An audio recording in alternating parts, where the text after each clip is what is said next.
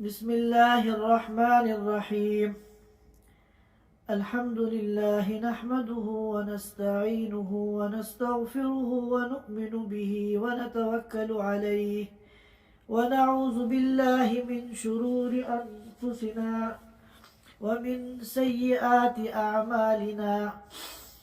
من يهده الله فلا مضل له ومن يضلله فلا هادي له، ونشهد أن لا إله إلا الله وحده لا شريك له، ونشهد أن سيدنا وحبيبنا ومولانا محمدا عبده ورسوله صلى الله تعالى عليه وعلى آله وأصحابه وبارك وسلم تسليما كثيرا كثيرا.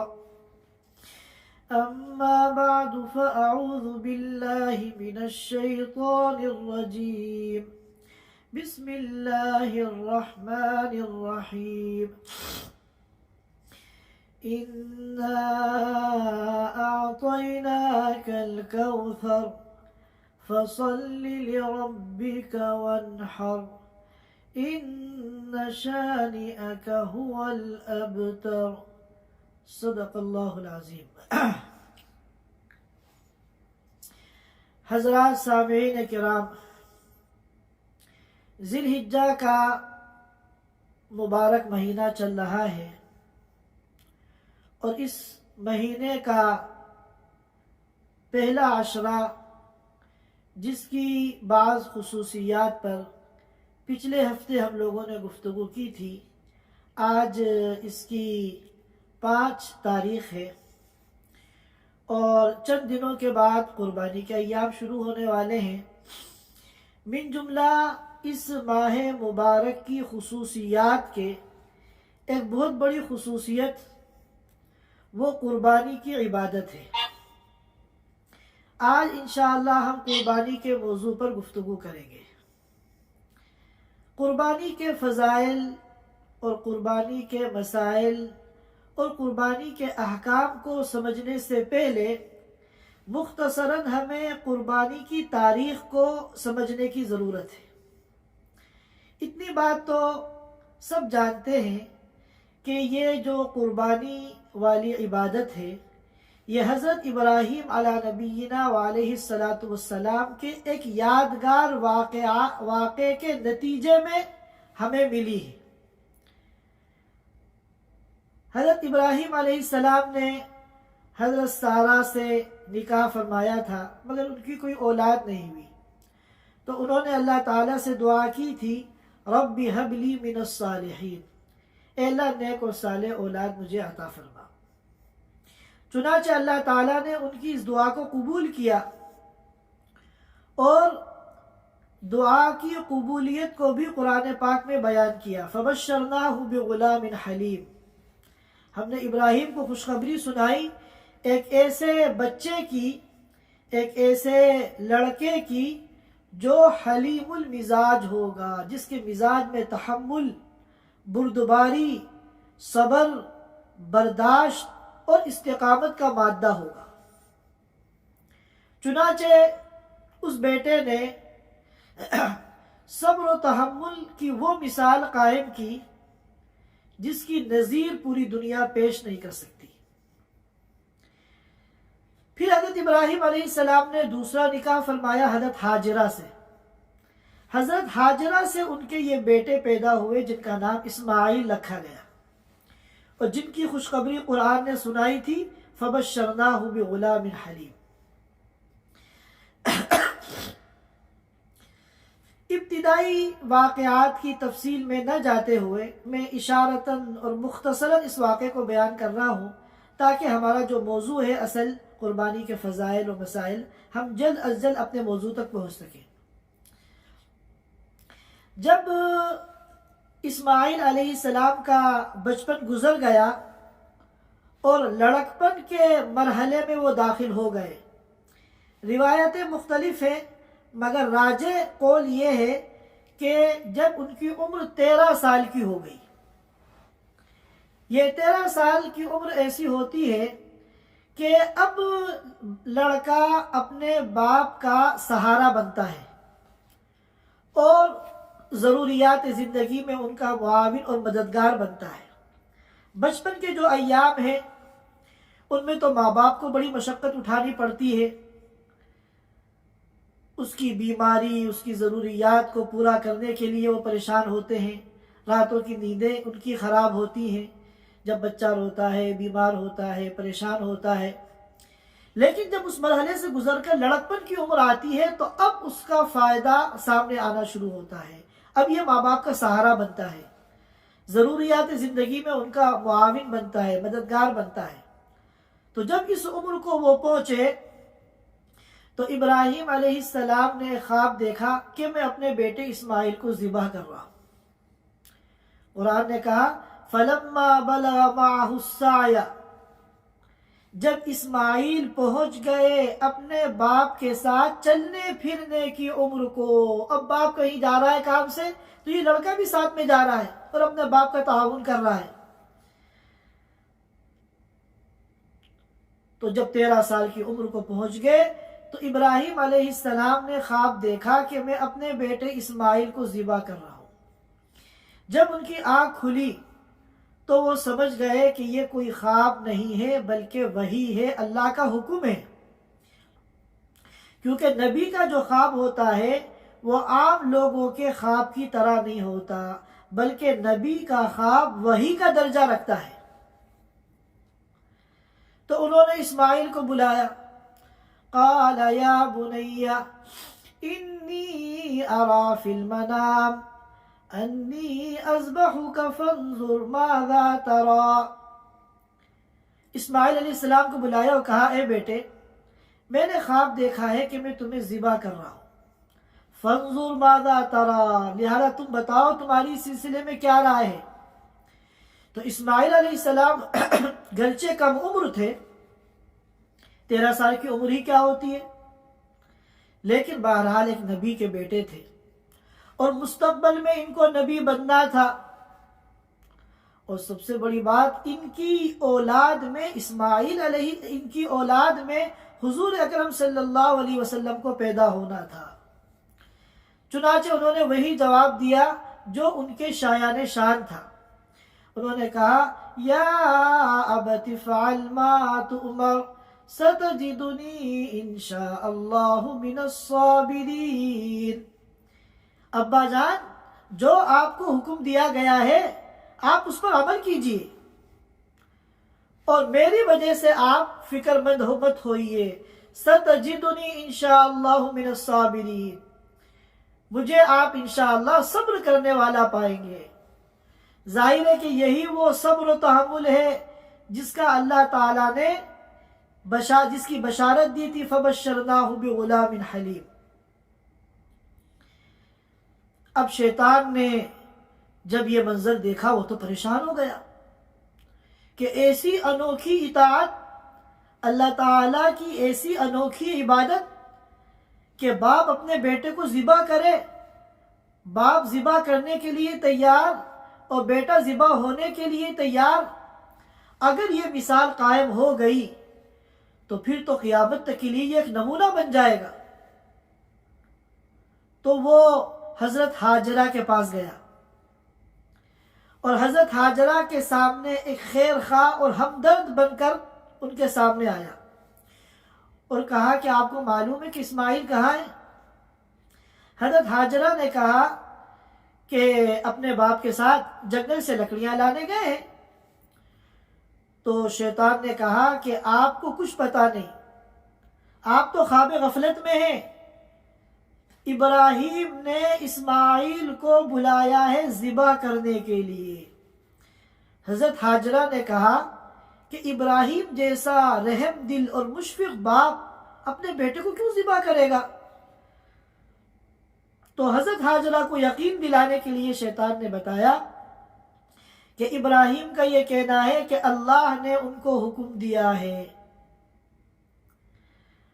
جب شیطان نے یہ بات کہی تو حضرت ہاجرہ جو خوب جانتی تھی کہ بڑے ارمانوں سے یہ اولاد ملی ہے، بڑی دعاؤں سے یہ اکلوتی اور چہیتی اور لاڈلی اولاد ملی ہے، اس کے باوجود انہوں نے وہ تاریخی جواب دیا جو ایک نبوی گھرانے کے شایع نشان تھا۔ انہوں نے شیطان سے کہا کہ اگر اللہ نے حکم دیا ہے تو ابراہیم کو اللہ کا حکم پورا کرنا چاہیے۔ جب شیطان نے دیکھا یہاں تو میری دال نہیں گلی، تو ابراہیم علیہ السلام جو جا رہے تھے پہاڑی کی طرف اسماعیل علیہ السلام کو ذبح کرنے کے لیے اور اپنے بیٹے کو ذبح کرنے کی جو ایک انوکھی عبادت تھی اس عبادت کو عمل میں لانے کے لیے، تو شیطان نے راستے میں ان کو روکا، بہکانے کی کوشش کی۔ انہوں نے 7 کنکریاں اس کو ماری، وہ راستے سے ہٹ گیا، مگر پھر اس نے ہمت نہیں ہاری، پھر آگے آیا اور پھر بہکانے کی کوشش کی۔ حضرت ابراہیم علیہ السلام نے 7 کنکریاں اٹھا کے اس کو ماری، پھر ہٹ گیا راستے سے، لیکن پھر وہ باز نہیں آیا اپنی حرکت سے۔ تیسری مرتبہ پھر آیا اور اس نے بہکانے کی کوشش کی۔ ابراہیم علیہ السلام نے یہاں بھی 7 مرتبہ کنکریاں اٹھا کے اس کو مارا، چنانچہ وہ بھاگنے پر مجبور ہو گیا۔ اللہ تعالیٰ کو یہ ادا اتنی پسند آئی ابراہیم علیہ السلام کی کہ قیامت تک آنے والے مسلمانوں کے لیے اس کو نمونہ بنا دیا۔ لہذا تمام حجاج کرام آج بھی مینا کے اندر اس مقام پر جہاں جمرات بنے ہوئے ہیں، شیطان نے جن 3 جگہوں پر ابراہیم علیہ السلام کو بہکایا تھا اور انہوں نے 7 کنکریاں ماری تھی، آج وہاں جمرات بنے ہوئے ہیں، جمرہ اولا، جمرہ وسطیٰ اور جمرہ کبریٰ،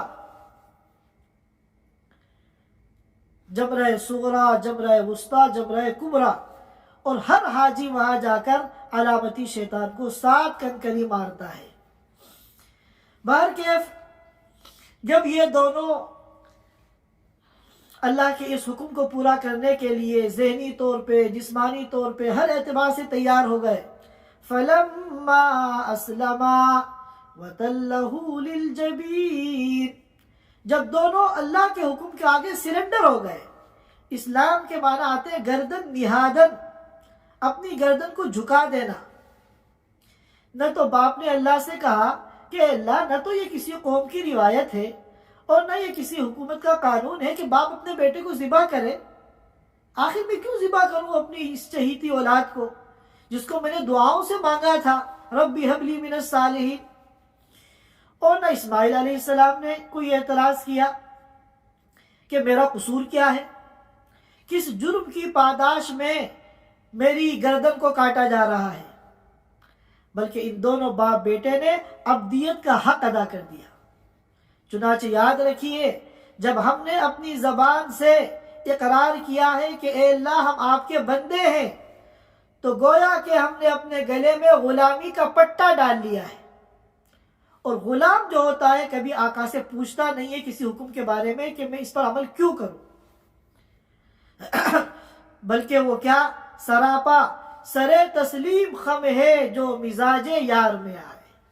جب ہم نے اللہ کو اپنا آقا بنا لیا، اللہ کو اپنا محبوب بنا لیا اور اللہ کی محبت کے دعوے کر لیے، تو اب سر تسلیم خم ہے جو مزاج یار میں آئے۔ اب اللہ کے حکم کے، اللہ کے ہر حکم کے آگے ہماری گردن جھک جانی چاہیے۔ آج کل بہت سے پڑھے لکھے لوگ شریعت کے احکام کو ماننے سے انکار کر دیتے ہیں کہ اس کی لوجک ہماری سمجھ میں نہیں آ رہی۔ ہماری سمجھ میں اگر لوجک آئے گی، اس کا کوئی فائدہ اور حکمت اور مقصد آئے گا تو ہم عمل کریں گے، ورنہ ہم نہیں مانتے۔ تو ان لوگوں کے سامنے ابراہیم علیہ السلام اور اسماعیل علیہ السلام کا یہ واقعہ درس عبرت ہے کہ ان دونوں باپ بیٹوں نے چو چرا نہیں کی، بلکہ اللہ کے حکم کے آگے سر تسلیم خم ہے جو مزاج یار میں آئے۔ اللہ تعالی ہم سب کو کمال عبدیت عطا فرمائے۔ ابھی ابراہیم علیہ السلام نے جب ان کو زمین پہ لٹایا اور ان کے گلے پہ چھری پھیرنے لگے، تو اللہ تعالیٰ نے ایک پیتل کا ٹکڑا ان کے گلے اور چھری کے درمیان حائل کر دیا۔ اب وہ چھری تو پھیر رہے ہیں، آنکھ پہ پٹی بندھی ہوئی ہے، نظر تو ان کو آ نہیں رہا ہے۔ آنکھ پہ پٹی اس لیے باندھی گئی تھی تاکہ اپنی اولاد کو دیکھ کے کہیں ایسا نہ ہو کہ ارادہ جو ہے وہ ڈاماڈول ہو جائے، اس کی شفقت اور پدری شفقت جو ہے وہ جوش میں آ جائے اور اللہ کے حکم کو پورا کرنے میں کوتاہی ہو جائے،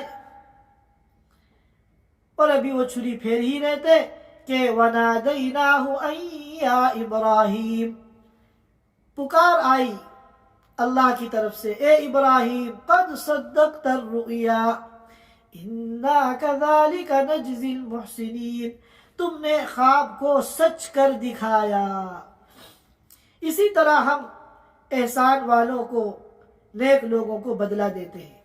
چنانچہ جبریل امین جنت سے مینڈھا، جنت کا ایک جانور لے کے آئے اور حکم ہوا کہ اب اسماعیل ذبح نہیں ہوں گے بلکہ یہ جانور ذبح ہوگا۔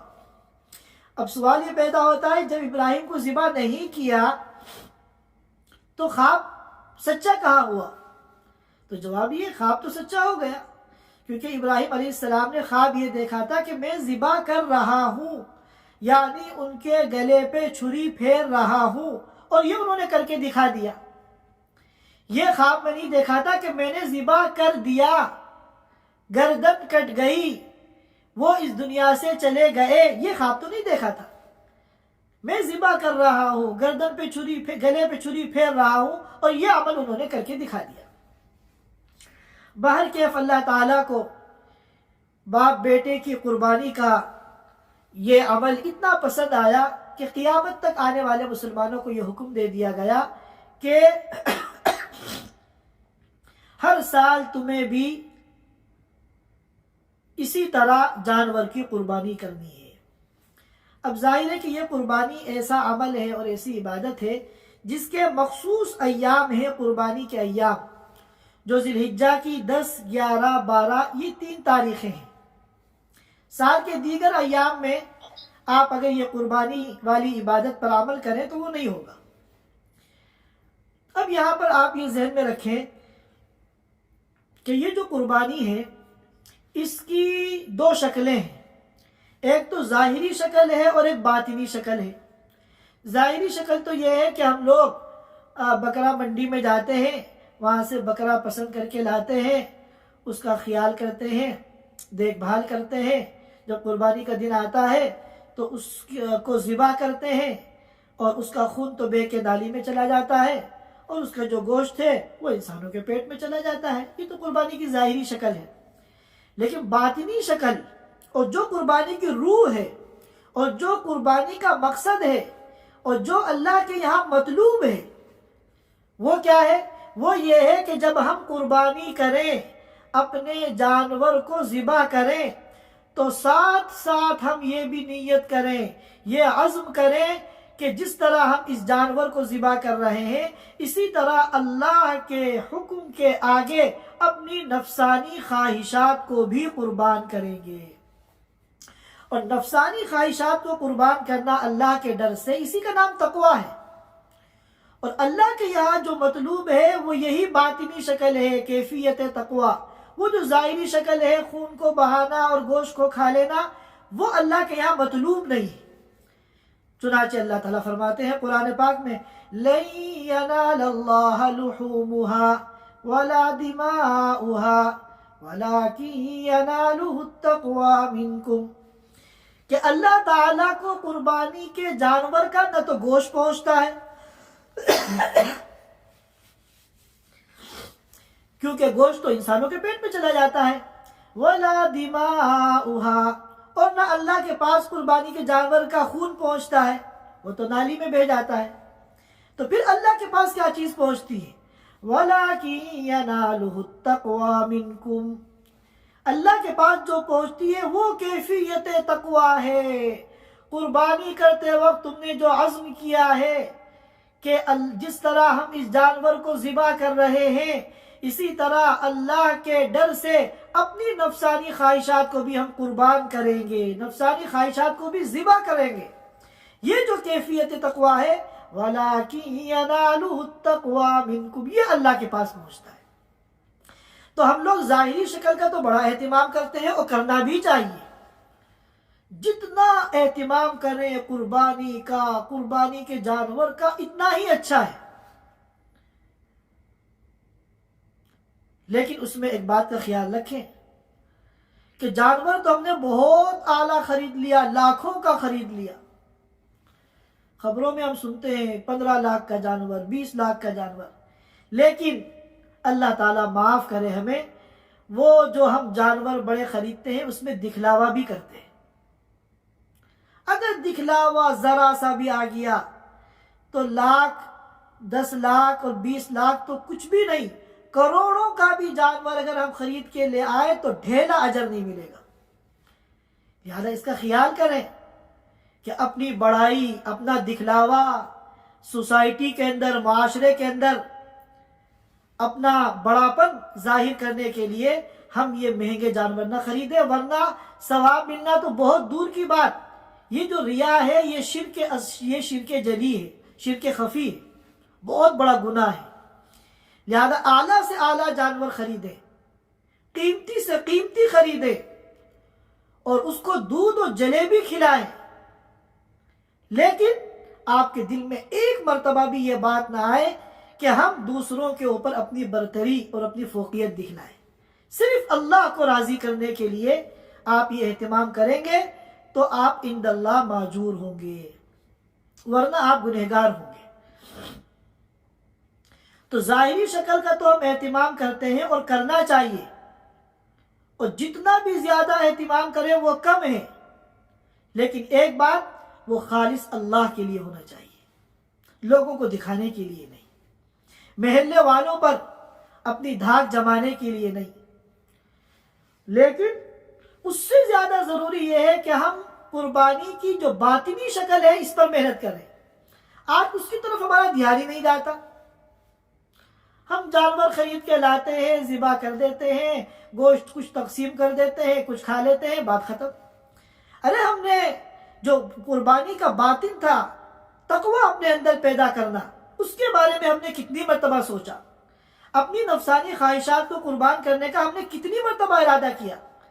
لہٰذا میری اس گفتگو کو سننے والے تمام ساتھی اس بات کا عزم کریں، ارادہ کریں کہ انشاءاللہ اللہ کی توفیق سے ہم اچھا سے اچھا جانور قربان کریں گے، اور اخلاص سے کریں گے، اور ساتھ ساتھ ہم یہ بھی ارادہ کریں گے کہ جس طرح ہم اس جانور کو ذبح کر رہے ہیں اس طرح ہم اپنی نفسانی خواہشات کو بھی قربان کریں گے. اب یہ یہاں چند فضائل ہیں. ایک فضیلت تو قربانی کی یہ ہے کہ اللہ کے رسول صلی اللہ علیہ وسلم نے فرمایا کہ قربانی کے ایام میں اللہ تعالی کو سب سے زیادہ پسندیدہ اور محبوب جو عمل ہے وہ اراقۃ الدم، قربانی کے جانور کو ذبح کرنا اور اس کا خون بہانا. اس سے زیادہ پسندیدہ عمل ان ایام میں اللہ تعالیٰ کو کوئی اور نہیں. اور ایک حدیث میں فرمایا کہ یہ اتنی سریع القبول عبادت ہے کہ حدیث میں آتا ہے اللہ کے رسول صلی اللہ علیہ وسلم نے فرمایا کہ قربانی کے جانور کا خون جب اس کو ذبح کیا جاتا ہے تو خون کے زمین پر گرنے سے پہلے یہ اللہ کی بارگاہ میں یہ عمل قبول ہو جاتا ہے. شاید 1 سیکنڈ بھی نہ لگتا ہو زمین تک پہنچنے میں. سیکنڈ کے 1000ویں حصے میں یہ عمل اللہ کی بارگاہ میں قبول ہو جاتا ہے. اور پھر فرمایا آپ صلی اللہ علیہ وسلم نے، لہذا قربانی خوش دلی سے کرو، بد دلی سے نہ کرو. یہ مت سوچو کہ اوہو ذی الحجہ کا مہینہ آ گیا اور قربانی کے ایام آ گئے اور ایک خرچہ اور بڑھ گیا. نہیں، یہ کوئی اس کو بوجھ نہ سمجھو اپنے اوپر، بلکہ قربانی کے انوارات اور قربانی کی برکات اور قربانی کے فوائد ان کو ذہن میں رکھو، اور قربانی کو اللہ کے تقرب کا ذریعہ سمجھو اور خوش دلی کے ساتھ قربانی کرو. جو بھی روپیہ، پیسہ، وقت، محنت خرچ ہو رہی ہے قربانی میں، اس کو اپنے لیے سعادت سمجھو. جس نے اس کو بوجھ سمجھا اور بد دلی سے قربانی کی، اس نے قربانی کی قدر نہیں کی. اتنی عظیم عبادت کی اس نے ناقدری کی. اسی طرح ایک حدیث میں آتا ہے، صحابہ کرام نے قربانی کے بارے میں سوال کیا تو اللہ کے رسول صلی اللہ علیہ وسلم نے فرمایا، ملت ابیکم ابراہیم، کہ یہ تمہارے باپ ابراہیم کی سنت ہے، جیسا کہ تفصیل سے بھی میں نے واقعہ بیان کیا۔ اور پھر صحابہ کرام نے عرض کیا اے اللہ اس میں ہمارے لیے کیا ہے؟ تو آپ نے فرمایا کہ قربانی کے جانور کے ہر بال کے بدلے میں ایک نیکی ہے۔ اب اگر قربانی کے جانور کے بالوں کو گنا نہیں جا سکتا، کاؤنٹ نہیں کیا جا سکتا، تو یاد رکھیے کہ قربانی کے پھر اجر و ثواب کو بھی شمار نہیں کیا جا سکتا۔ بے شمار اجر اللہ پاک قربانی پہ عطا فرماتے ہیں، اور اگر کوئی قربانی نہیں کرتا تو اس پر سخت وعید ہے۔ حدیث پاک میں آتا ہے کہ جو استطاعت کے باوجود جس کے اوپر قربانی واجب ہے اس کے باوجود وہ قربانی نہیں کرتا، فلا یقربن مصلانا، وہ ہماری عیدگاہ کے قریب بھی نہ بھٹکے، ہماری عیدگاہ کے قریب بھی نہ آئے۔ اسے کوئی حق نہیں ہے مسلمانوں کے ساتھ عید کی خوشیوں میں شریک ہونے کی۔ اس کو چاہیے کہ منہ چھپا کر اپنے گھر کے اندر بیٹھا رہے، اس کو عید منانے کی اور عیدگاہ میں آ کے مسلمانوں کے ساتھ نماز پڑھنے کی کوئی اجازت نہیں ہے، کوئی حق نہیں ہے۔ بہت سخت وعید اس کے اوپر آئی ہے۔ یہ چند فضائل تھے، اب ہم چند احکام اور مسائل سمجھ لیتے ہیں۔ سب سے پہلی بات تو یہ ہے، ہمیں یہ سمجھنا ہے کن لوگوں پہ قربانی واجب ہے، کن لوگوں پہ قربانی واجب نہیں ہے۔ عام طور پر لوگوں میں یہ غلط فہمی ہے، بہت سے لوگ یہ سمجھتے ہیں کہ جن پر زکوٰۃ واجب ہے ان پر قربانی واجب ہے، اور جن پر زکوٰۃ واجب نہیں ہے ان پہ قربانی واجب نہیں ہے۔ یہ غلط ہے۔ زکوٰۃ کے وجوب میں اعتبار ہوتا ہے نصاب نامی کا، جس میں صرف 4 چیزیں دیکھی جاتی ہیں: سونا، چاندی، کیش، سامان تجارت۔ لیکن قربانی کے وجوب میں، اسی طرح صدقۃ الفطر کے وجوب میں اعتبار ہوتا ہے نصاب غیر نامی کا، اور نصاب غیر نامی کے اندر صرف 4 چیزیں نہیں ہوتی بلکہ 5 چیزوں کا اعتبار کیا جاتا ہے۔ 4 تو وہی ہیں: سونا، چاندی، کیش، سامان تجارت، اور 5ویں چیز ہے ضرورت سے زیادہ استعمال کا سامان۔ اس کی تفصیل میں ابھی بتاؤں گا۔ کل جو قربانی کے وجوب کی شرطیں ہیں وہ 5 ہیں۔ نمبر 1 مسلمان ہونا، چنانچہ غیر مسلم کے اوپر قربانی واجب نہیں ہے۔ نمبر 2 بالغ ہونا، چنانچہ نابالغ اور بچے کے اوپر قربانی واجب نہیں ہے۔ نمبر 3 عاقل ہونا، عقل کا صحیح ہونا، چنانچہ مجنون اور پاگل کے اوپر قربانی واجب نہیں ہے۔ نمبر 4 مقیم ہونا، اگر کوئی ان ایام میں حالت سفر میں، جیسے ہمارے بہت سے حاجی جو آج کل میں وہاں گئے ہیں مکہ مکرمہ، اور پھر حج کے ایک چند دن کے بعد ہی ان کی واپسی ہے مدینے کی یا گھر، 15 دن ان کا مکے میں قیام کا ارادہ نہیں ہے، تو وہ حج کے ایام میں، ان ایام میں مسافر ہیں، اور مسافر کے اوپر قربانی نہیں ہے۔ لہذا ان حاجیوں کے اوپر حج کی جو قربانی ہوتی ہے، تمتع اور قران کی قربانی، وہ تو الگ چیز ہے، لیکن عید کی جو قربانی ہوتی ہے وہ ان حاجیوں پر نہیں ہوگی۔ البتہ جو حاجی اتنے دن وہاں ٹھہرے، کچھ دن حج سے پہلے، کچھ حج کے بعد، کہ کل ملا کے وہ 15 دن یا اس سے زیادہ بن جاتے ہیں، تو پھر وہ مقیم ہے، تو پھر ان کے اوپر عید کی قربانی بھی واجب ہوگی، اور عید کی قربانی وہ دنیا میں جہاں جی چاہے وہ کرا سکتے ہیں۔ حج کی قربانی تو وہیں پر ہوتی ہے حدود حرم میں، لیکن عید کی جو قربانی ہے وہ آپ اپنے ملک میں جہاں جی چاہے کرا سکتے ہیں پوری دنیا کے اندر۔ اور 5ویں شرط ہے نصاب غیر نامی کا مالک ہونا۔ اب اگر جو ہے کسی کے پاس 400 ریال کے بقدر سونا ہے، 400 ریال کے بقدر چاندی ہے، 400 ریال کے بقدر کیش ہے، 400 ریال کے بقدر سامان تجارت ہے، اور 400 ریال کے بقدر اس کے پاس ضرورت سے زیادہ استعمال کا سامان۔ اب 4-5 جوڑے ضرورت کے ہیں، کسی کے پاس 10-12 جوڑے ہیں تو 4-5 کے علاوہ جو ہے وہ ضرورت سے زیادہ ہیں۔ 2-3 چپل اور جوتے ضرورت کے ہیں، کسی کے پاس 6-7 جوتے چپل ہیں تو وہ ضرورت سے زیادہ ہے۔ گھر میں بہت سے برتن اور چادریں وغیرہ استعمال کے ایسے ہیں کہ سال بھر ان کی ضرورت پیش نہیں آتی، رکھے ہوئے ہیں، وہ ضرورت سے زیادہ ہیں۔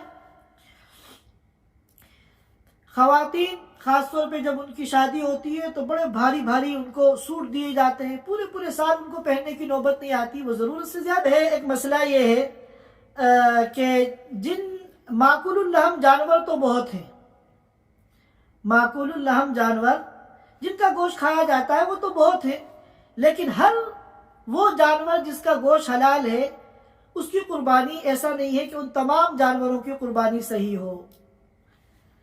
اب معقول اللحم جانور تو چکن بھی ہے، مرغا بھی ہے، فش بھی ہے، مچھلی بھی ہے، مگر اس کی قربانی نہیں ہے۔ تو ذہن میں رکھیے کہ 6 چیزیں ہیں، 6 قسم کے جانور ہیں جن کی قربانی صحیح ہے۔ نمبر 1 اونٹ، نمبر 2 گائے، نمبر 3 بھینس، نمبر 4 بکرا، نمبر 5 دمبا، نمبر 6 بھیڑ۔ ان میں اونٹ، گائے اور بھینس یہ تو بڑے جانور کہلاتے ہیں، ان میں ایک جانور کے اندر 7 حصے ہوتے ہیں، اور بکرا، دمبا، بھیڑ یہ چھوٹے جانور کہلاتے ہیں، ان میں ایک حصہ ہوتا ہے۔ تو کل ملا کے یہ 6 جانور ہیں۔ پھر یہاں ان کی عمریں بھی متعین ہیں۔ اونٹ ہونا چاہیے کم از کم 5 سال کا، 5 سال سے کم اگر اس کی عمر ہے تو اس کی قربانی صحیح نہیں ہوگی۔ گائے اور بھینس ہونی چاہیے کم از کم 2 سال کی، 2 سال سے کم اگر عمر ہے تو ان کی قربانی صحیح نہیں ہوگی۔ اور بکرا، دمبا اور بھیڑ ان کی عمر ہونی چاہیے کم از کم 1 سال کی، 1 سال سے کم عمر کی قربانی نہیں ہوگی، الا یہ کہ بھیڑ اور دمبا، بکرا نہیں، بھیڑ اور دمبا یہ 1 سال سے کم ہو مگر 6 مہینے سے اوپر ہو، لیکن اتنے فربا اور صحت مند ہو کہ دیکھنے میں وہ 1 سال کے نظر آتے ہو، کہ 1 سال کے جانوروں میں اگر ان کو چھوڑ دیا جائے تو فرق کرنا مشکل ہو کہ یہ 1 سال سے کم کا ہے یا 1 سال سے اوپر کا ہے، تو ان کی قربانی کی بھی گنجائش ہے۔ لیکن یہ ہے کہ بکرا اگر 1 سال سے کم ہے، 6 مہینے سے اوپر ہے، فربا بھی ہے، لیکن اس کی قربانی جو ہے صحیح نہیں ہوگی۔ اسی طرح قربانی کے جانوروں میں یہ ضروری ہے کہ کوئی عیب نہ ہو، مثال کے طور پہ اندھا ہے یا کانا ہے، اتنا کانا بہرا پن ہے کہ بالکل واضح ہے، اسی طرح سینگیں جڑ سے اکھڑی ہوئی ہے، اسی طرح اتنا بیمار ہے کہ دیکھنے میں بیمار لگ رہا ہے،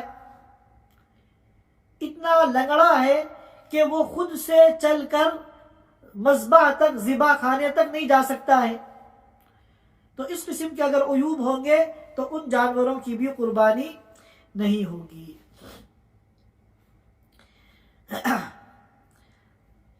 اب ان کو جانوروں کو ذبح کرنے کا کیا طریقہ ہے اس کو ذرا سمجھ لیتے ہیں۔ سب سے پہلی بات تو یہ ہے کہ جس کی قربانی ہے افضل یہ ہے کہ وہ خود ذبح کرے، اور اس میں کوئی مرد عورت کی تمیز فرق نہیں ہے، مرد بھی ذبح کر سکتا ہے، عورت بھی اگر اچھی طرح ذبح کرنا جانتی ہے اور کر سکتی ہے تو افضل ہے کہ اپنی قربانی کا جانور وہ خود ذبح کرے، اور جب وہ قربانی کا دن آئے اس سے چند دن پہلے جانور کو خوب کھلایا جائے، پلایا جائے، تاکہ خوب زیادہ سے زیادہ وہ صحت مند ہو۔ اور اسی طرح جب اس کو ذبح کرنے کا وقت آئے تو مستحب یہ ہے کہ کسی دوسرے جانور کے سامنے ذبح نہ کیا جائے، کیونکہ وہ جب اپنی آنکھوں کے سامنے ذبح ہوتے ہوئے دیکھیں گے تو ان کو تکلیف ہوگی، ان کو گھبراہٹ ہوگی۔ اور اسی طرح جب ذبح کریں تو اس رخ پر اس کو لٹائیں کہ جانور کا چہرہ بھی قبلے کی طرف ہو اور ذبح کرنے والے کا چہرہ بھی قبلے کی طرف ہو، اس طرح اس کو لٹا کے پیچھے اس طرح کھڑے ہوں کہ جانور کا چہرہ بھی قبلے کی طرف اور ذبح کرنے والے کا چہرہ بھی قبلے کی طرف، اور پھر یہ دعا پڑھ لیں اگر یاد ہو، انی وجہت وجہی للذی فطر السماوات والارض حنیفا وما انا من المشرکین ان صلاتی ونسکی ومحیای ومماتی للہ رب العالمین لا شریک لہ وبذالک امرت وانا اول المسلمین. اگر یہ یاد ہو تو یہ پڑھ لے، یاد ہو اور موقع ہو تو اس کو پڑھ لے، اور پھر بسم اللہ اللہ اکبر کہہ کے اس کو ذبح کرے، اور ذبح کرنے کے بعد دعا پڑھے اللہم تقبلہ منی کما تقبلت من حبیبک محمد صلی اللہ علیہ وسلم وخلیلک ابراہیم علیہ السلام. اور یہ ایک مسئلہ ہم بیان کر چکے ہیں کہ جن کو قربانی کرنی ہے ان کے لیے مستحب یہ ہے کہ ذی الحجہ کا چاند نظر آنے سے لے کر قربانی کا جانور ذبح ہونے تک وہ ناخن بال وغیرہ نہ کاٹے. یہ مستحب ہے. اگر کسی نے ناخن بال وغیرہ کاٹ لیے تو گنہگار نہیں ہوگا، لیکن اگر وہ اس پر عمل کرے گا تو وہ اجر و ثواب کا مستحق ہوگا. اسی طرح قربانی کے جانور کا جو گوشت ہے، جہاں تک تعلق جواز کا ہے، اجازت کا ہے، تو آپ کو پورا اختیار ہے، آپ اس گوشت کے مالک ہیں. جی چاہے پورا گوشت آپ فقراء کو صدقہ کر دیں، جی چاہے سارا گوشت آپ رشتہ داروں میں دوستوں میں تقسیم کر دیں، جی چاہے سارا گوشت آپ خود کھا لیں. بس یہ ہے کہ بیچ نہیں سکتے. یہاں تک کہ جو قصائی ہوتا ہے اس کو بھی کھال وغیرہ اجرت کے طور پر نہیں دے سکتے، یا گوشت وغیرہ اجرت کے طور پر نہیں دے سکتے. البتہ علماء کرام نے ایک مشورہ دیا ہے جو مستحسن ہے کہ آپ گوشت کے 3 حصے کر لیں. ایک حصہ 1/3 آپ فقراء میں تقسیم کر دیں، غریبوں میں، اور 1/3 جو ہے آپ دوستوں میں رشتہ داروں میں تقسیم کر دیں، اور 1/3 حصہ آپ خود استعمال کر لیں. باقی اگر ترتیب اس سے مختلف ہو جائے آپ کی ضرورت کے پیش نظر تو کوئی حرج نہیں ہے. یہ چند مسائل تھے جو قربانی سے متعلق عرض کرنے تھے. اللہ تعالی ہم سب کو مقبول قربانی کی توفیق عطا فرمائے. Thanks for watching. Don't forget to like, comment, share and subscribe to Al Wahid channel.